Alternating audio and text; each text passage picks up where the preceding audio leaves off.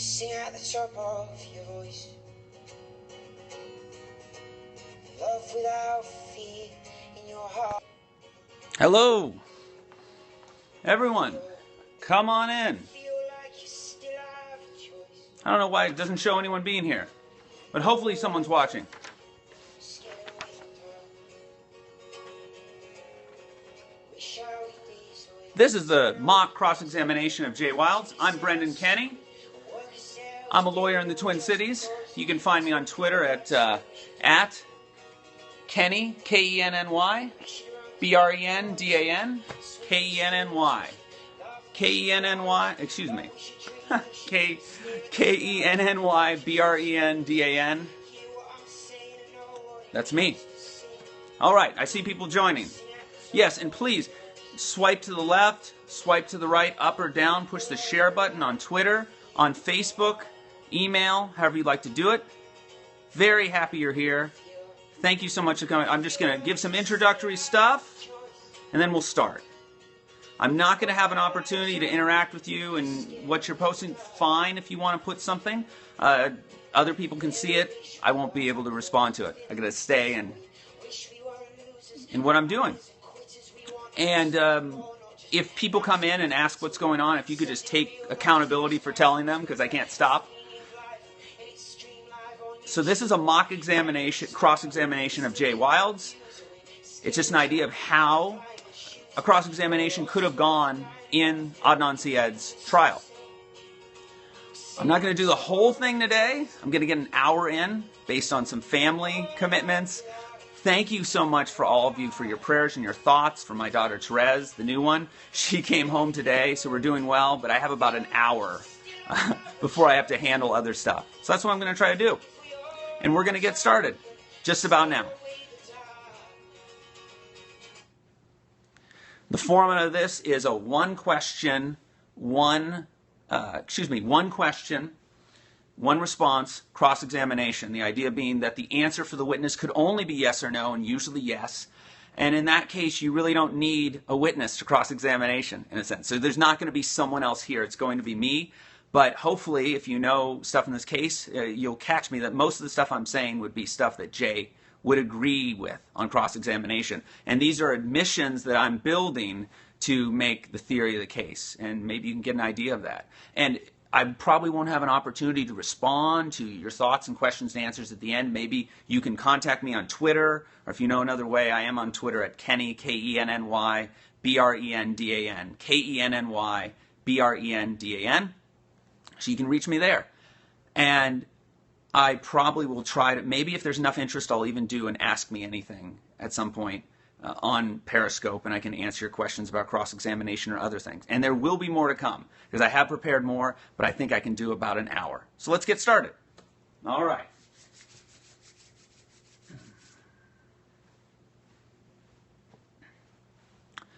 I'm going to ask you some questions about your background. You understand?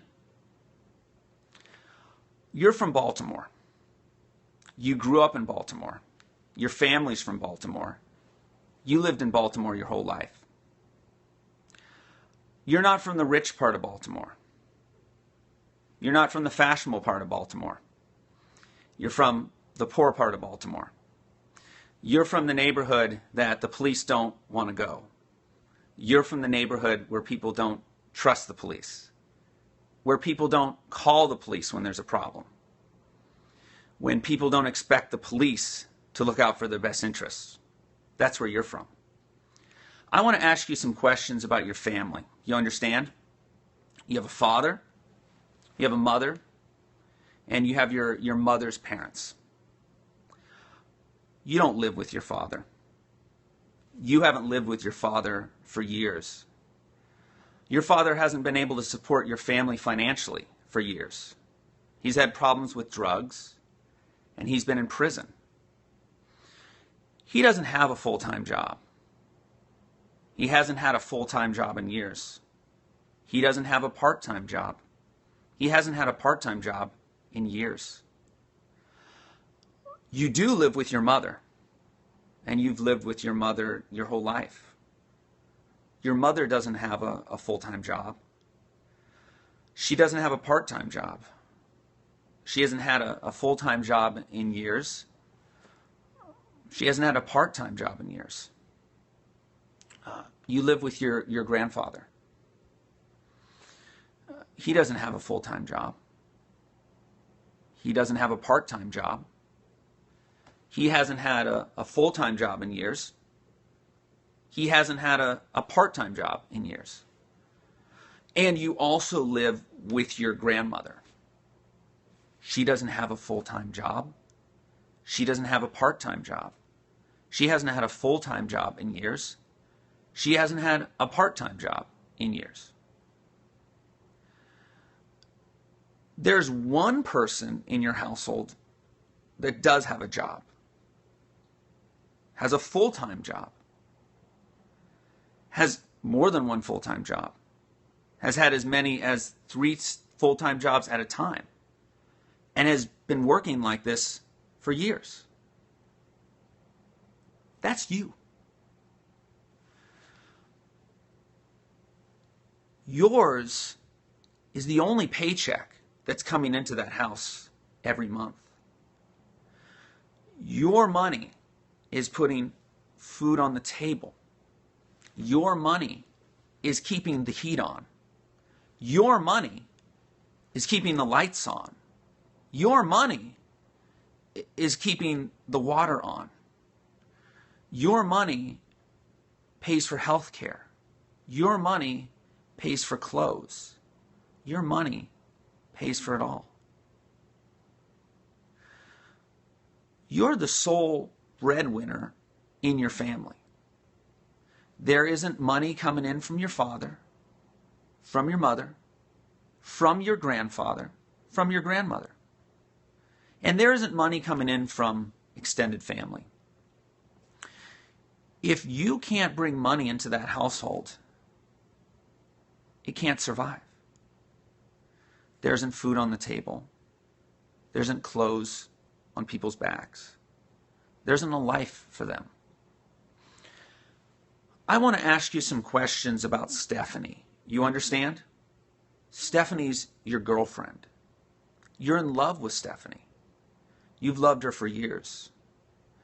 She's the only serious girlfriend you've ever had. You've gone out with her since 7th grade. And before that, she was going out with Adnan. And we'll talk about Adnan later.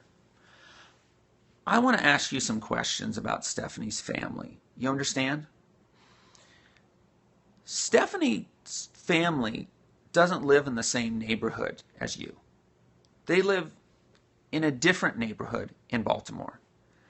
They live in a better neighborhood in Baltimore. And Stephanie's family's different than yours in a lot of ways. You'll agree with that. Fair to say she's got 2 parents. They both work. They both have full-time jobs. They both have good full-time jobs. And they both had full-time jobs for years. Stephanie has older siblings. You know them. They're all successful. Fair to say? You'll agree with me that Stephanie's family, scratch that. You'll agree with me that Stephanie's parents don't want Stephanie with you. They'd want her with someone else. Someone with a different background. Someone more successful. Someone with more of a plan. Someone else. And you don't spend holidays over at Stephanie's house. You don't spend Christmas there, Thanksgiving, or Easter. They'd rather Stephanie be with someone else. They don't want her to marry you. They don't want her to live with you. They don't want her to spend more of her life with you. And Stephanie, she's an impressive girl. She's an athlete. She's a scholar. And she's going off to college in the fall. You're not going off to college in the fall. You don't have a grand plan for your life. And that's a real problem in your relationship with Stephanie. I'm going to ask you some questions about Adnan. You understand? You've known Adnan since 7th grade. You've never been close friends with him. At most, acquaintances. And for a lot of that time, you didn't even hang out with him. Now, Adnan's from another part of town. He's from another neighborhood than you. He's from a better neighborhood than you. You know what the magnet program is. It's a special program at Woodlawn High School for students that are especially gifted. Adnan's in that program. Stephanie's in that program. Heyman Lee was in that program. You've never been in that program. As far as you know, the only time Adnan's come to your neighborhood was when he was with you. And you've never gone to his neighborhood unless you're with him. Adnan doesn't spend holidays at your house, and you don't spend holidays at his house. In fact, you've never been inside his house. You've never met his parents, and Adnan's never met your family. I want to ask you some questions about crime in Baltimore. You understand? Fair to say there's a lot of crime in your neighborhood. There has been for a long time. You grew up around the crime in your neighborhood. You've seen violence. You've seen theft. You've seen robbery. You've seen drug dealing. You've seen a lot. And in your neighborhood, when someone sees that kind of activity, the first thing that's done is not to call the police. You've never called the police when you've seen a crime going on. That's just not how you operate.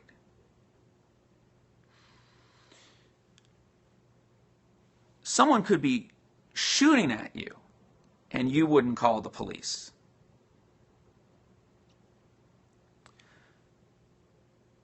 You know what snitching is. A snitch is someone who tells law enforcement about someone else's criminal wrongdoing. Sometimes the snitch is lying. Sometimes the snitch is telling the truth. Where you're from, snitches are not looked upon kindly. They're not looked upon kindly if they're lying. They're not looked upon kindly if they're telling the truth. Bad things happen to snitches where you're from. They die. They get beat up. They get ostracized. They get hated. You're not a snitch. You've never wanted to be a snitch. That's not how you operate. I'm going to ask you some questions about law enforcement. You understand? You've had some interactions with police over the years. They haven't been positive. You feel like you've been harassed by police. You've been stopped by police. You've been kept out of your house by police in the cold for no reason. That's your experience with police. They're not the people you call when you have a problem. And that attitude is common in your neighborhood. That's how things are there. I'm going to ask you some questions about your work. You understand? In your time in high school till now, you've worked a lot of jobs. You've worked one full-time job, two full-time jobs, sometimes three full-time jobs at the same time. You've worked at H&M, and you worked at adult bookstore. Now that adult bookstore sells pornography. Not your ideal job. Not the type of place you'd like to take your family. Not the type of place you'd like to take Stephanie. If it was up to you, you'd work somewhere else. That's not where you want to work at all. And you took that job in late January 1999. And you took it because you needed the money. And you took it because it paid more than other jobs. You worked a night shift there most of the time. Only once or twice did you ever work days. There was more going on at that adult bookstore than just selling pornography. There was sex going on, sex being sold. There was violence. There was criminality. You saw things there you wish you could unsee. You heard things there you wish you could unhear. You smelled things there you wish you could unsmell. You took that job because you needed the money. I'm going to ask you some questions about cars. You understand? Today, as you sit here, you have a car. In late January 1999, you didn't have a car. You'd never had a car. You didn't have a prospect of having a car. You didn't have a motorcycle. You didn't have a moped. You didn't have anything with a motor in it. If you wanted to drive somewhere, you could get a ride with someone. You could borrow someone's car. You could take the bus. That was the only way you could get around. At that time, you had more than one job. And you'll agree with me, you're also selling pot. You've sold pot for a number of years. It's one way that you've made money for your family. Now, you know a lot of people around your neighborhood. You know a lot of people who sell pot. And you also know people who sell pot and have regular jobs.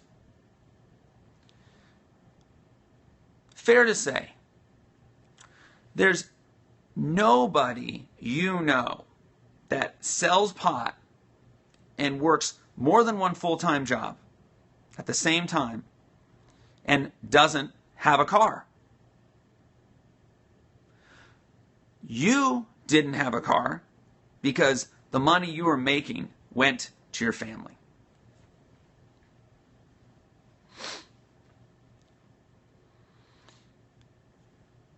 You know who Coach Brown is. A coach at Woodlawn High School. He had a motorcycle, a Suzuki. He had that Suzuki for sale. You liked the Suzuki. You wanted the Suzuki. But in late January 1999, you couldn't afford the Suzuki. It's for sale for about $3,000. You didn't have $3,000. You didn't have $1,000. You didn't have $500. And you didn't have anybody that was going to give you money to get a car. No one in your family was going to give you money to get a car. Stephanie wasn't going to give you money to get a car. Your very good friend Jen Pusateri wasn't going to give you money to get a car. Adnan wasn't going to give you money to get a car.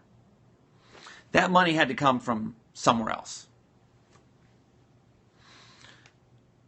I'm going to ask you some questions about pagers. You understand? In late 1999, you didn't have a pager. Late January 1999. Scratch that. You were selling pot. You were working more than one full-time job. Fair to say, you don't know anybody selling pot and working more than one full-time job that doesn't have a pager. You didn't have a pager because the money you made went to your family. I'm going to ask you some questions about your contact with the police in connection with this case. You understand? Fair to say, in your life, you've never sought out the attention of police. Whenever possible, you've avoided the attention of the police.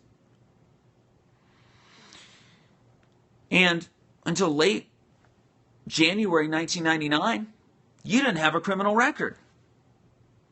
You'd never been to juvenile hall. You'd never been to jail. You've never been to prison. You'd never been arrested.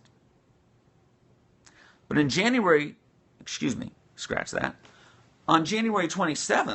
1999, that changed.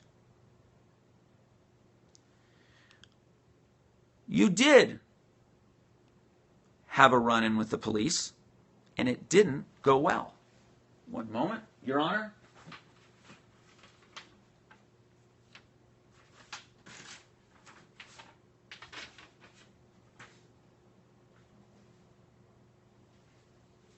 You were charged with disorderly conduct in resisting arrest. That's a fancy way of saying that you and the cops went at it. You were driving along, minding your own business, with your very good friend Jen in the car with you. And you were driving, and you see lights in your rearview mirror. You weren't pleased. Said something like, "Aw, snap." And you then heard sirens behind you. Things were getting worse. But you kept driving, and then you heard a voice through the loudspeaker. Police officer told you to pull over. You pulled over. You were in the car. A police officer came to the car. He shined a flashlight in the car, right in your face. He started talking to you. You started talking to him. He raised his voice. You raised your voice. Jen raised her voice. And pretty soon, you were under arrest. You were brought out of the car, put up against the car, and put in handcuffs. And you were taken to the police station and charged.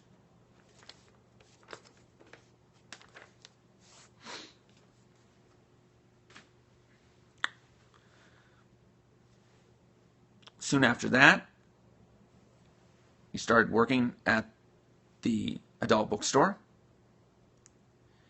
and you had some more interactions with the police. On February 20th, you talked to the police. You were at the bookstore working. They picked you up. You got in their car, closed the door. There was a screen, a glass screen, separating the front from the back seat. You were sitting in hard seats. You didn't feel safe. You didn't feel secure. You weren't happy about being in that car. You were afraid. And they started talking to you.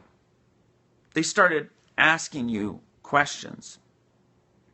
They started asking about the death of Hae Min Lee. They started asking you about what you knew. They started asking you about what you knew about Adnan Syed, about Adnan Syed's involvement in her death. You said you didn't know. You didn't talk. You didn't tell them anything. You didn't know anything. But they kept asking. They kept prodding. And they started threatening you. They started letting you know what could happen to you. What could happen to you if you didn't cooperate. Now, you know from experience what happens to people who don't cooperate with the police. Your father's been in prison. You have family that's been in prison. People in your neighborhood have been in prison. And you know that prison's not a good place to be. And so you sat in that car. You stayed in that car. You didn't feel like you could just leave. And they kept asking questions. The same questions. Questions about the death of Hae Min Lee. Questions about Adnan Syed's involvement. And you didn't have answers. So they talked louder.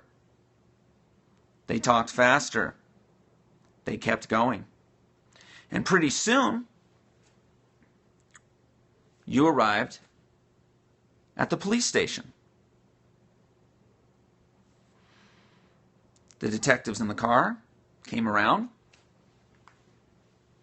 They opened your door. By the way,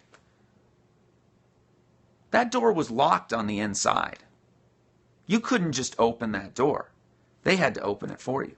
And they did. And you got out of the car. One cop in front of you, one behind you, and you walked.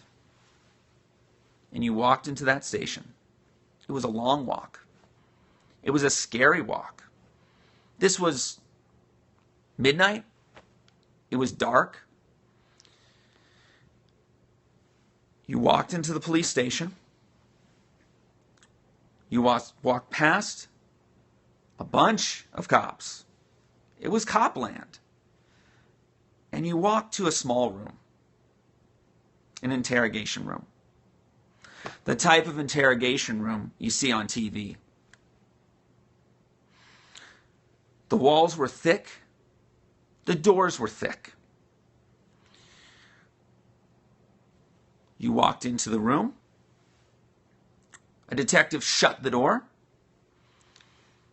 You sit down at a table, a small table. The room couldn't have been more than from this end of the courtroom to halfway that way. It was a glorified phone booth. And you're sitting at one end of a very small table, and two detectives at the other end of the table. Two big detectives. You couldn't hear any sound from outside that room. You couldn't tell, being in that room, what time it was. Could have been any time of the day. And they have a pile of documents. And they start asking you more questions. Again and again about what you know. What you know about Hae Min Lee's death and what you know about Adnan Syed's involvement. But you didn't tell him anything. Not that time. And they let you go. Till the next day, February 21st. You were at work again, at the adult bookstore, and they came to talk to you again. They came at night. They came in an unmarked car, and they told you to get in the car.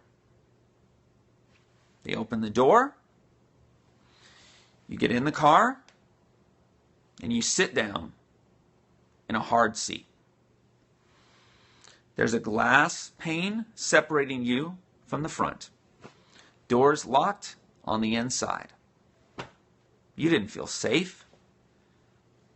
You didn't feel happy. You were afraid. You were really afraid. And they started asking you questions. More questions about the death of Hae Min Lee, about what you knew about the death of Hae Min Lee, and about Adnan Syed's involvement. Somewhere around that time, they told you that you were showing up on some cell phone records. You were showing up on Adnan Syed's cell phone records. Some of your friends, too. Like your very good friend, Jen. And as you're driving in that car, they keep questioning you. Sometime around that time, the threats began about maybe you're involved in the death of Hae Min Lee. And what could happen to a guy who's involved in the death of Hae Min Lee? You also knew then, in the back of your mind, about the arrest just less than a month earlier. As you're sitting in that car and they're asking questions, you're thinking about the arrest. And they keep going. Again, you get to the police station on February 21st. It's dark. It's cold. The car pulls in. Detective gets out. Opens your door. Your door's locked from the inside. You can't get out on your own. One detective in front. One detective's behind. You walk into the police department. You walk past a bunch of cops to a small interrogation room.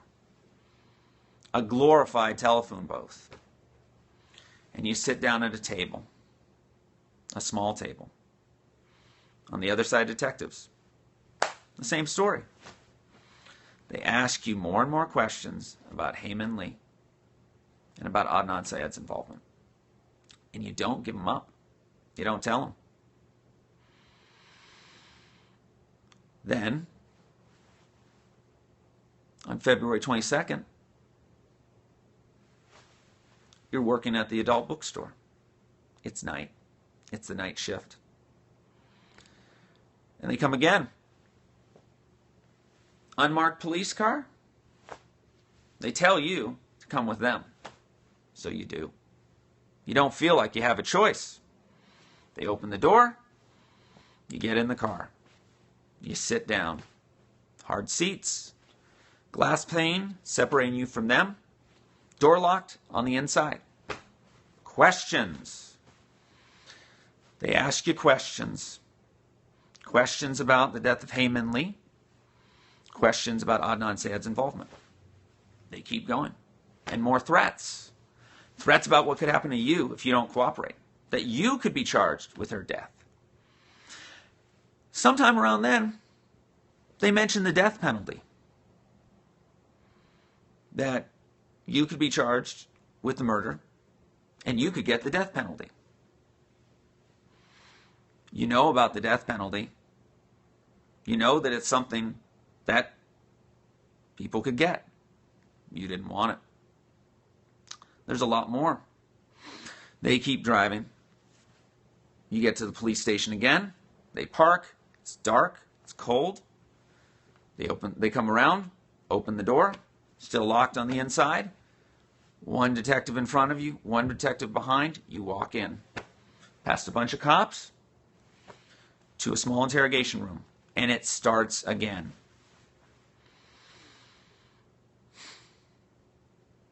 Till the next time, things change. You talk.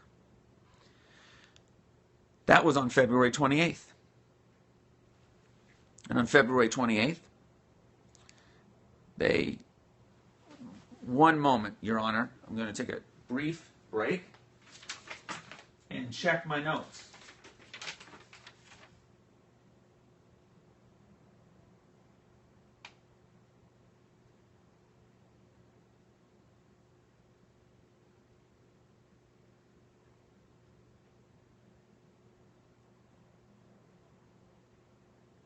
I'm sorry, I did not misspeak. It was February 28th. Excuse me, Your Honor. Thank you for your indulgence. They pick you up again at the adult bookstore. I'm going to scratch that and back up. I'm going to ask you some questions about how your interrogations with the police were being recorded. You understand? We just talked about 3 meetings with the police. And fair to say, there wasn't a tape recorder there. You know what a tape recorder is. There wasn't one there. There wasn't someone jotting down what was said word for word. That didn't happen. They weren't even really taking much in the way of notes. Just a lot of talking.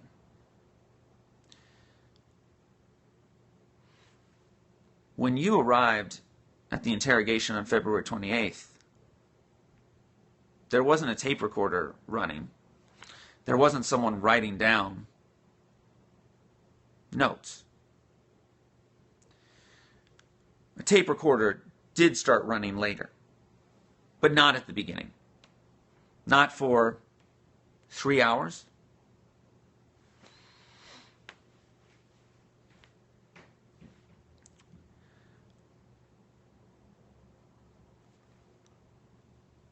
They kept asking you questions in those 3 hours. They asked you questions about the death of Heyman Lee. They asked you questions about Adnan Syed's involvement. You continued to tell them you didn't know who killed her, and you didn't know anything about Adnan being involved. You even suggested maybe other people who could be involved. Suggested they could look at Dawn. They kept asking the same questions. They kept the threats going and the same questions over and over. And somewhere in that 3 hours, you cracked. You told them what they wanted to hear. You told them that Adnan Syed was involved in Heyman Lee's death. I'm going to ask you some questions about what happened after you did that. You understand? At that time, the tape started running. The tone of the interrogation changed. And I should say, at that February 20th meeting, there were 2 cops there. One was Detective McGillivray. The other was Detective Ritz. There wasn't anyone else in that room other than you. There wasn't anyone else in those rooms during the meetings on February 20th There wasn't anyone else in that room on the meeting of February 21st. There wasn't anyone else in that room on the meeting of February 22nd. And you'll agree with me that no one else could see what happened in those interrogations other than you and the detectives. We weren't there. There's no recording. We just have to take your word for it and the detective's word for it. I'm going to return to asking you questions about what happened in that February 28th interrogation. You understand?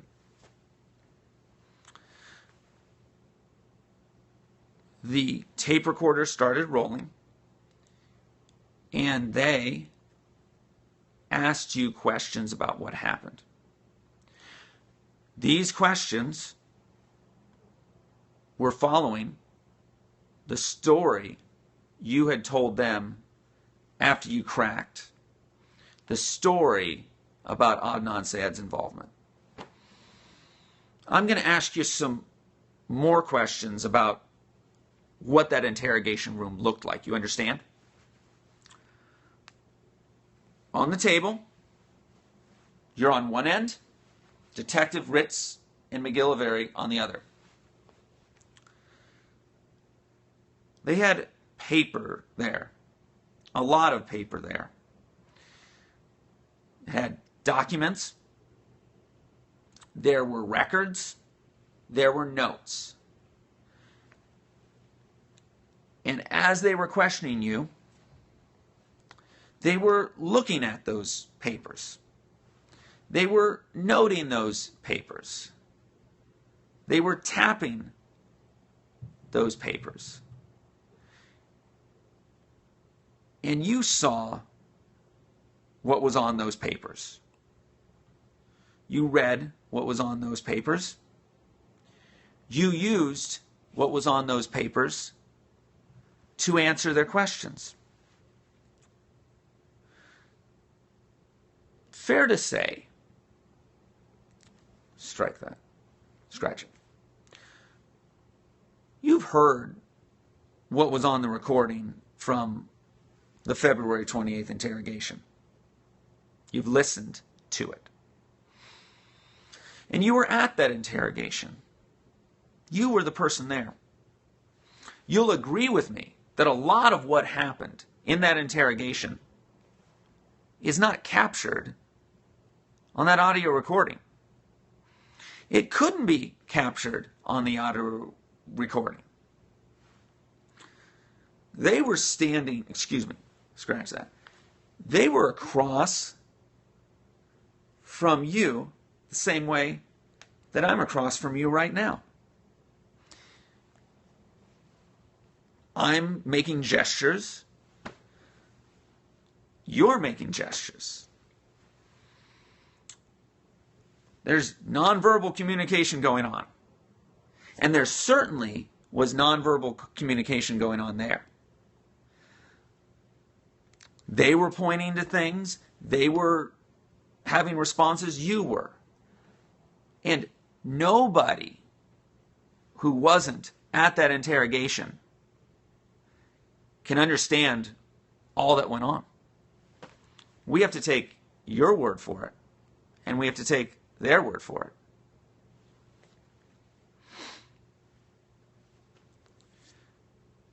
As this interrogation continued, they asked more questions that followed up what they had asked you in the pre-interview. And they continued to look at paper documents as they went. You continued to look at those documents. They continued to point out things on those documents. You continued to read what they pointed on those documents. And you used those documents to answer their questions.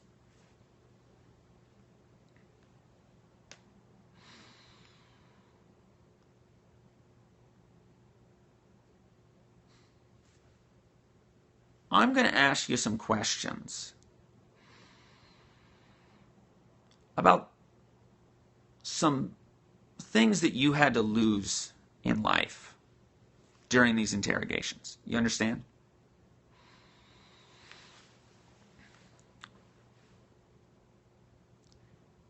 You love Stephanie. You loved Stephanie then. You wanted to spend your life with Stephanie.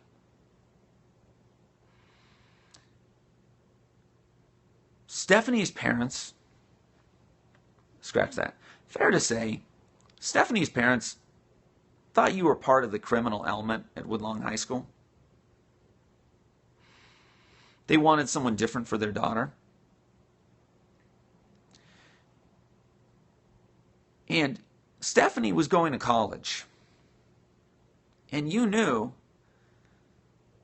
they wanted her to see someone else. You knew that because you and Stephanie talked about it. She told you. And you could tell.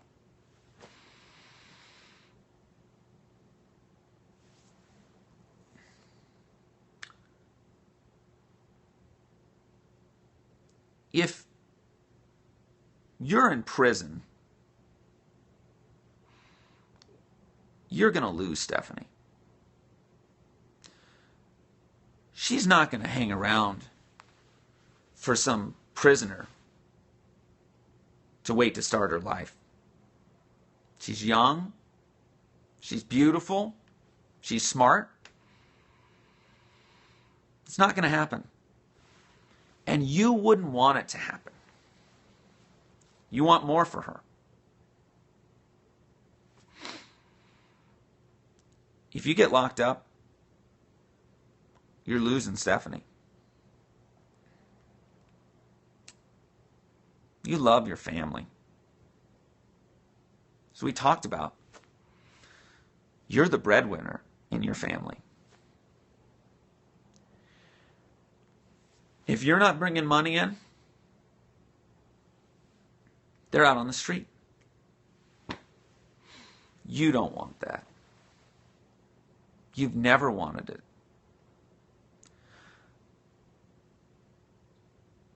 You do anything to keep your family safe.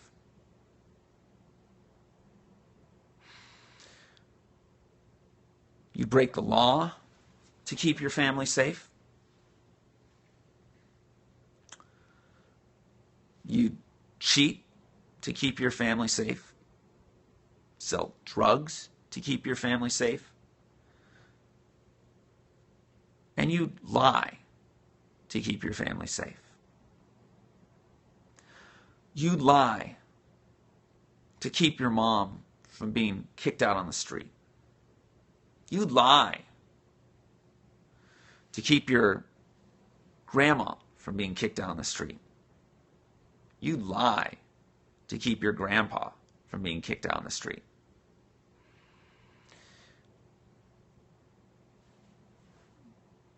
You go to prison, it's over for them.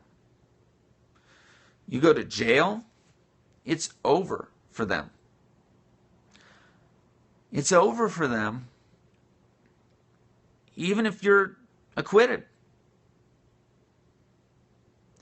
Because every day that you're locked up, money isn't going into that household. You don't work, they're not safe.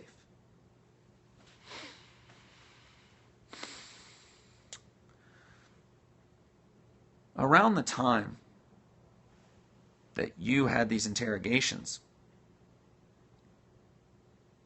scratch that. I'm going to ask you some questions about, scratch that. I'm going to ask you some questions about what's happened to you in the criminal justice system since those interrogations with the police. You understand?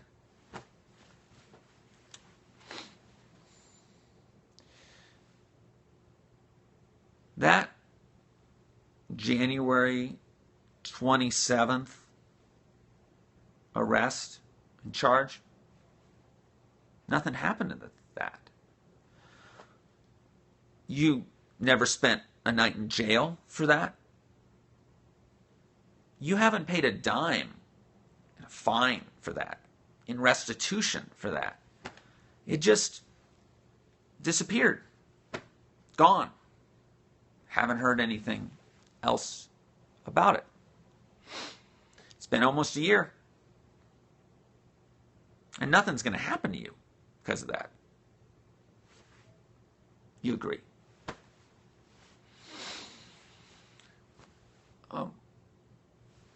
In this case, you admitted a pretty terrible crime. You said under oath that you covered up Hae-Min Lee's murder, that you knew about it beforehand, and you did nothing. You said here that you did nothing to protect her. And when she died, you've said you helped cover it up.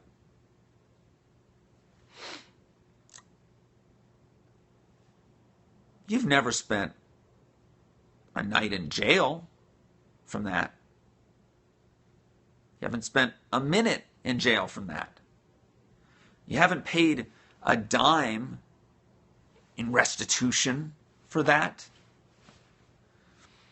You don't have a felony on your record as we sit here today. You haven't lost a job because of this. You haven't lost any income because of this. You're still together with Stephanie. She's here in the court today. You're still living in the same house.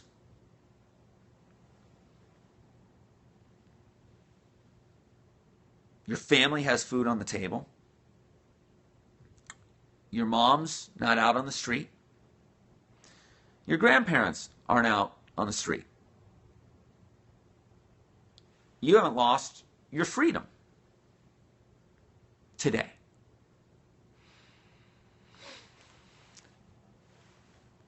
I'm going to ask you some questions about your car. You understand? Today, you have a car. You've had a car for a few months.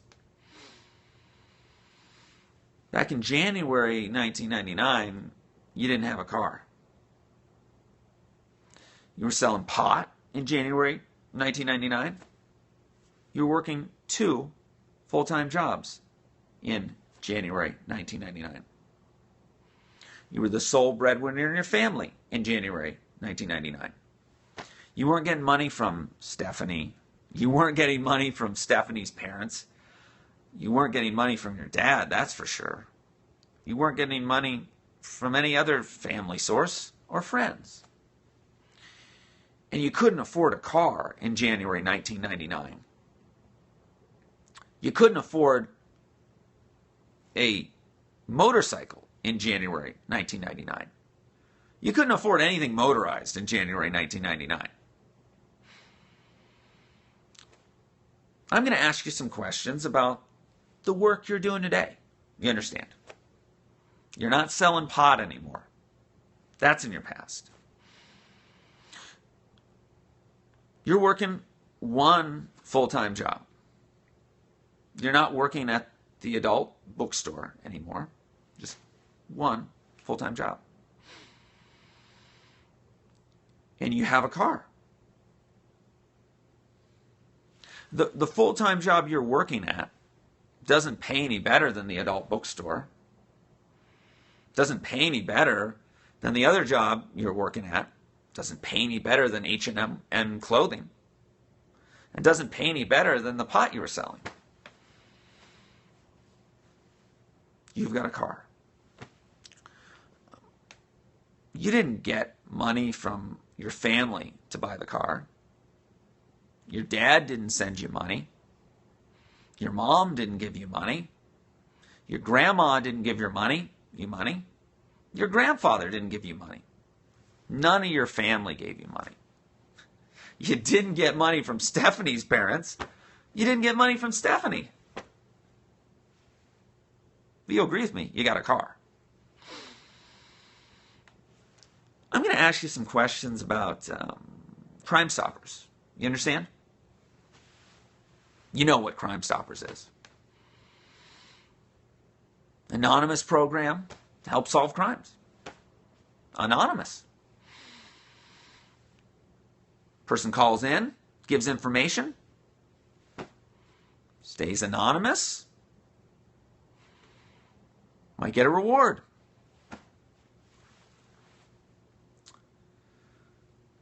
Heyman Lee's disappearance got a lot of attention. Her death, too. It was on TV. It was on the radio. It was in the newspaper. People were talking about it. You were talking about it. Adnan was talking about it. Stephanie was talking about it. Lots of people were talking about it. And there were flyers around. Crime Stoppers flyers. You know Crime Stoppers flyers. Had Heyman Lee's picture. Had her name. Told you you could call in anonymously. And had money. A reward. And you had an idea how much the reward was. It was about $2,000. You didn't have $2,000 in your bank account in late January 1999.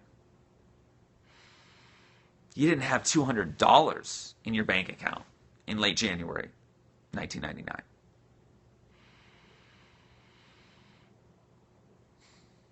I want to ask you some questions about Dawn. You understand? Dawn was Heyman Lee's boyfriend. You knew this. Adnan knew this. Stephanie knew this. Their friends knew it. Now, you never met Dawn, but you'd heard about Dawn. Adnan had told you about Dawn. Stephanie had told you about Dawn. And Dawn's a little different than you. He didn't grow up in a neighborhood like you. He's never been to your neighborhood. You didn't go to high school with him. He's not the kind of guy you'd have hung out with in high school. And truth be told, you didn't feel very good about Dawn. And you talked to Adnan about that feeling. You talked to Stephanie about that feeling. And you talked to other people about that feeling. And that is about what I'm going to do for today, people. Because I think it's been, I don't know how long it's been, but it's been a while. And that was just an idea of a background, imperfect, but a background of showing what a case theory would be for this case that would put in the jury's mind a way to see how Jay could do what he did without being a terrible person. Now, it's not perfect because there wasn't a person here, but the gist of it is most of the stuff I say, he'd say yes to. And for some of the stuff I said, even if he said no to it, it would be enough because it would be pretty evocative and would still make the point. So I had enough stuff that was just straightforward enough to get a yes, that probably he'd be apt to say yes to things he might not otherwise, and also, where am I going with that? Also, the jury would know where I was going. And thank you so much for all the things you're saying. I do want to hear honest feedback, because that's not typically the way exactly cross-examination goes. I have reasons why I think it works better. And if you want to know, I do write for the Lawyerist blog. If you put Lawyerist, Brendan Kenny author, you'll see some stuff. And I did one about cross-examination. I said, how to do a better job at cross-examination, the lawyer from Serial. So it had a nice quote from Cristina Gutierrez and some other stuff. So my idea is just that you don't argue with the witness. You use the witness's things they affirm to build your case. Anyway, this... yeah, that's what I've done. So there's more, but that's the basic stuff. And you might notice that I didn't really go hard after them with the Crime Stoppers stuff, because all I needed was those affirmations, and then presumably if we had the information, we would be able to prove some of that stuff up by other means. And keep in mind that also I would have the cross-examination of the detectives, and I'd fill in some of those details about the audio and stuff being written down to form an idea in the mind of the jury that what really went down isn't the whole picture, because you can't see it, jury. You know, it's already been filtered and sanitized. Anyway, so that's what I've got. I'm going to need to get off of here and do some family stuff. But thank you so much. I really appreciate it. I do want your honest feedback. I'm going to play a song and to finish, and this cross-examination will continue. Someone says about the mock cross, I don't know, but the deal here is oh yeah, sorry, I'll answer that, Rabia. I didn't really get into the whole alibi and what went down. I didn't get in at all yet what went down on January 13th. And the deal with cross-examination is there's not necessarily a order, to it in that a chronological order. So I could in a future one, but I now wanted to form the basis of an understanding of Jay that Cristina Gutierrez never did.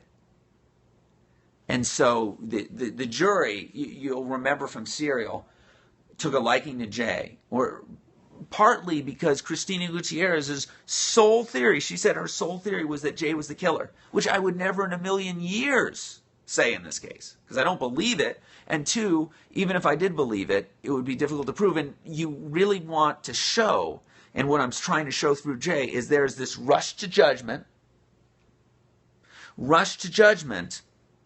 by the cops, and that's the problem. And that's why we don't know who the real killer is. So anyway, I'm going to go. You can find me on Twitter at KENNY, BRENDAN, at KENNY, BRENDAN. We're going to end with a song, and till next time. Let me find the song. All right. I'm going to play this. That I think.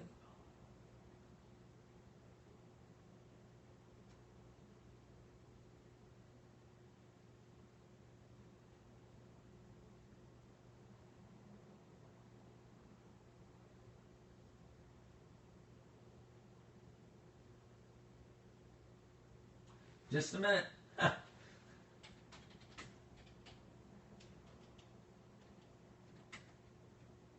Here we go. This is what I want. Of course, it took forever.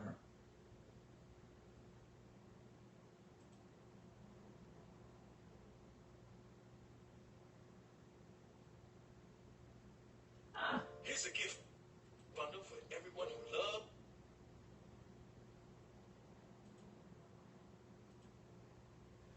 All right. Okay, we'll get our song. You can guess the movie. Oh, that's my cheating. The cabin boy on the back. Oops.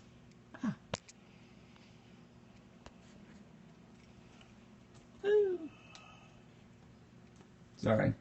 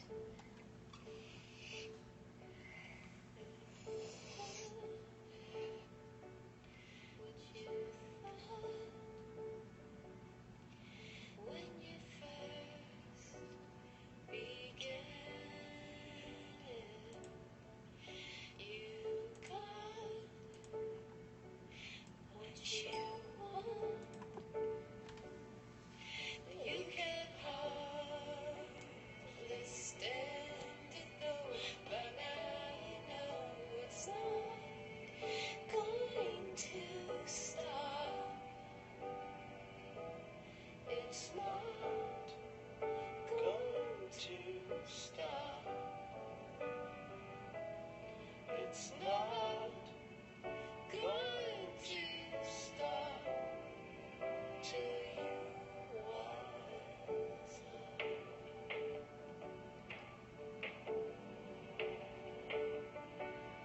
You're sure there's a cure, and you have finally found it. You think one drink shrink you to your underground living down, but it's not going to stop. It's not going to stop. It's not going to stop till you wise up.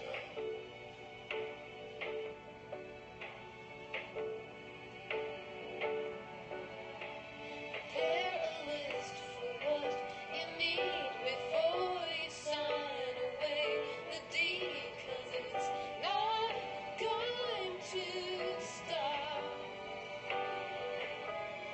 It's not going to stop. It's not going to stop till you wise up. No, it's not going to stop till you wise up. No, it's not going to stop.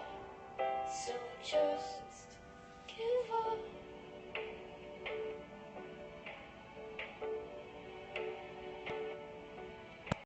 Bye, everybody. Have a good night.